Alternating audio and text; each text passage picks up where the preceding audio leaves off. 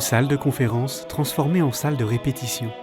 Au couvent des Dominicains à Marseille, 10 frères venus de toute la France et d'ailleurs peaufinent les chants sacrés qu'ils s'apprêtent à interpréter en public pour 6 concerts dans le sud de la France. Moi, je ne suis pas un professionnel de la musique, j'ai appris la guitare un peu et j'aime beaucoup chanter. Et donc cette semaine, ces concerts, c'était une occasion aussi de rencontrer d'autres frères qui sont passionnés par la musique et être bien instruits et d'avoir la joie de créer quelque chose de beau ensemble. Créer quelque chose de beau, c'était l'intention du frère Antoine, qui a repris l'initiative des Voix dominicaines il y a 4 ans, 15 ans après les dernières éditions. Pour lui, partir en tournée, c'est comme partir en mission. Quand j'ai commencé ce projet, je pensais vraiment que le fait de chanter et d'ouvrir les cœurs par la beauté de la musique, ce serait ça qui convertirait les âmes sur place. Et j'ai dû constater que ce n'était pas que ça, c'était même surtout le témoignage de la vie religieuse. Donc ce qui touche le plus les gens, c'est de voir sur le parvis des religieux plutôt jeunes qui s'aiment bien et qui sont heureux d'être là. Et ça les touche beaucoup. Ceux qui sont loin de la foi se disent, mais il y a encore des jeunes gens qui donnent leur vie pour quelque chose de grand. Le projet est plutôt pensé pour les gens un peu loin de la foi, qui ne rentreront pas dans l'église pour une célébration, mais qui rentreront dans l'église pour un concert. Ce soir, à l'église juste là, sur le port, de l'Assomption, il y a un concert gratuit chanté par des frères dominicains.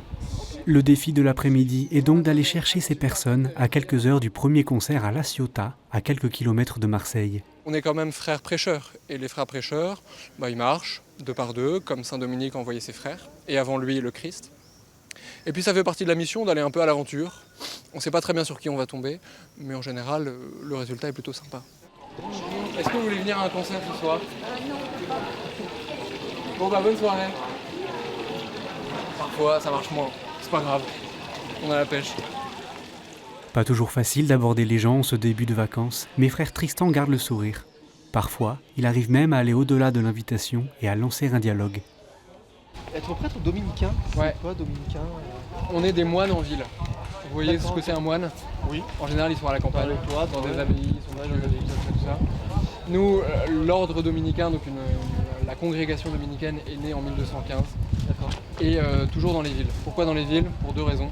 La première raison, c'est qu'on est mendiant, donc on n'a pas de revenu fixe. Les gens, on ne se vêtit que de ce que les gens nous donnent. D'accord.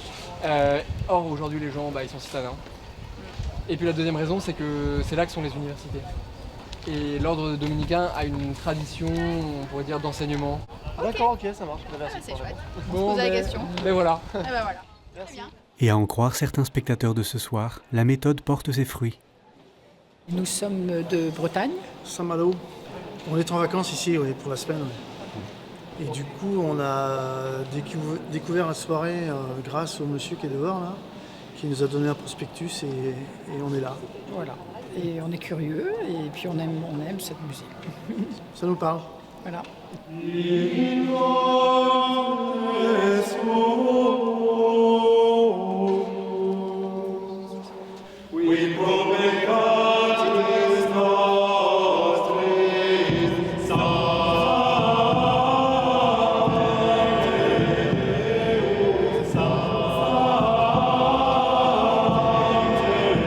Pendant plus d'1 heure, les voix des hommes en blanc font résonner les voûtes de l'église Notre-Dame de l'Assomption. Les frères ne perdent pas de vue leur mission de prêcheurs en expliquant les chants. Dans le second morceau, Periti autem, Mendelssohn reprend l'écriture qui dit que les sages resplendiront pour toute l'éternité. Et voilà la deuxième astuce pour être de plus en plus conforme au Créateur. Demandez à l'Esprit Saint le don de la sagesse.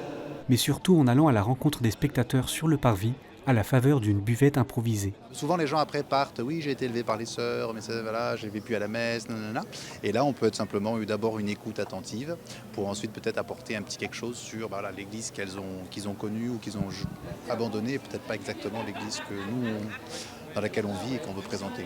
Pour les frères comme pour les spectateurs, cette première était une réussite à plusieurs niveaux. Moi, je suis croyante, donc oui, forcément, ça m'a parlé. Ils nous ont appris peut-être des choses, mais c'est surtout en fait la foi qui émanait d'eux qui a été vraiment chouette. Et je trouve qu'elle a recouvert l'assemblée et c'était vraiment chouette. C'est vraiment un vrai moment de partage dans la foi et dans le Christ. Moi, personnellement, c'est quelque chose que je trouvais vraiment chouette.